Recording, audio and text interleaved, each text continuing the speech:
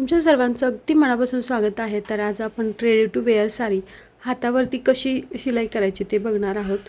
तर इथं ना कमरेचं माप किती आहे ते घ्यायचं, त्याच्यामध्ये 10 प्लस करायचं आहे।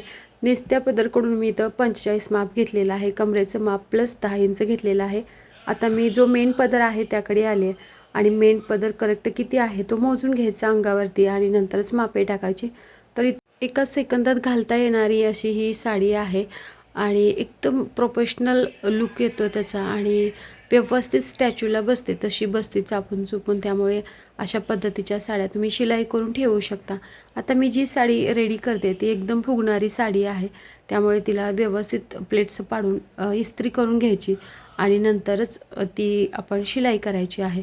असं जर तुम्ही केलं तर ही साडीच्या ज्या प्लेट्स आहेत त्या अजिबात मोडत नाहीत। म्हणजे जास्तीत जास्त 10 मिनटं तुम्ही याच्यावरून इस्त्री फिरवली तर ह्या प्लेट्स व्यवस्थित राहतात। तर आता प्लेट्स बनवण्यासाठी 5-5 इंचावरती मी टिकमार्क करून घेते। तुम्ही साध्या आपण निर्या बनवतो त्या पद्धतीने घेतल्या तरीही चालतील, तुमच्या आवडीने तुम्ही कशाही छोट्या मोठ्या प्लेट्स बनवू शकता।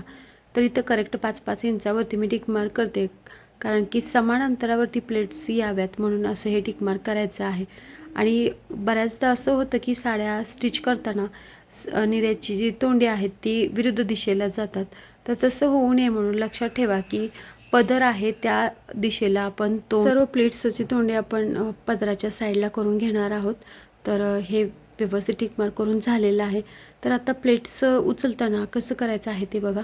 पहिली आपण ज्या ठिकाणी टिकमार्क केलेली आहे ती टिकमार्कची प्लेट्स आपण उचलायची, नंतर सेकंड पॉईंट आपण सोडून द्यायचा आणि थर्ड पॉईंटला जोडायचं। असंच आपण एक पॉईंट सोडत सोडत असे हे प्लेट्स बनवून घेणार आहोत, म्हणजे त्या व्यवस्थित पडतात। आणि करेक्ट जो मधला पॉईंट आहे त्या ठिकाणी आतली घडी पडते, म्हणजे ह्या व्यवस्थित प्लेट्स पडतात आणि दिसायला सुद्धा एकदम सुरेख दिसतं। याच्यावरून तुम्ही मिशनवर टिपसुद्धा मारू शकता किंवा हातावरती सुद्धा शिलाई करू शकता। जर तुमच्याकडे मशीन नसेल तर तुम्ही हातावरती सुद्धा ही शिलाई करू शकता।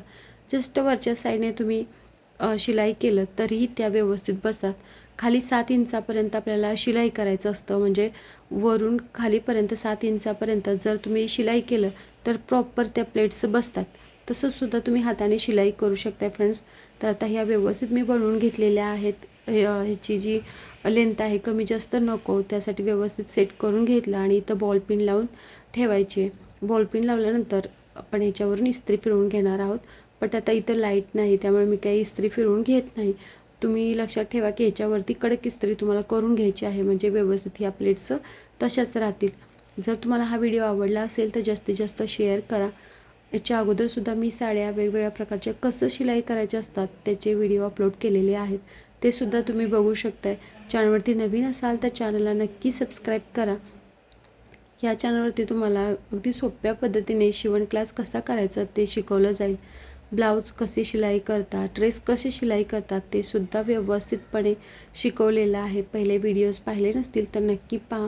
तुम्हाला वेगवेगळे सेक्शन बघायचे असतील तर प्लेलिस्ट नक्की चेक करा।